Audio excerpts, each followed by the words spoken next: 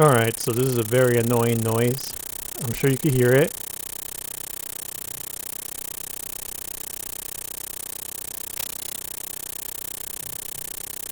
Okay, so we're going to show you how to do this. First thing you want to do is go on settings in your menu. Now I do have to mention, if you guys ask me what this is, I don't know. I have a Japanese PS3 and this is here on my American one. It doesn't show. So we're going to go all the way down until you find sound settings. We're going to go here. We're going to go to audio output settings. We're going to go HDMI. Most people pick automatic. I do too.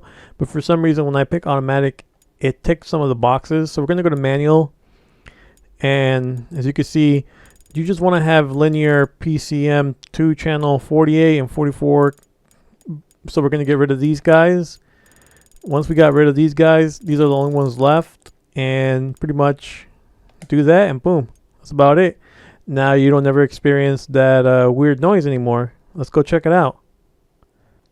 So we are here on the PlayStation Store, and now it doesn't make that weird loud static noise. Now, I do want to mention is I had that setting on my PS3 for a long period of time, and I didn't notice it because not every game that you play or every app that you open made that static noise. I believe the reason I got that static noise on the PlayStation Store is because there's no music in the background and it's going by noise, I guess, to try to make that weird noise.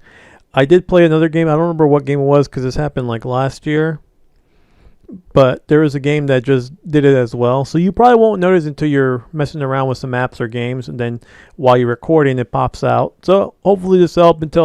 Until then, I'm out, man. I'm just out, man. Peace.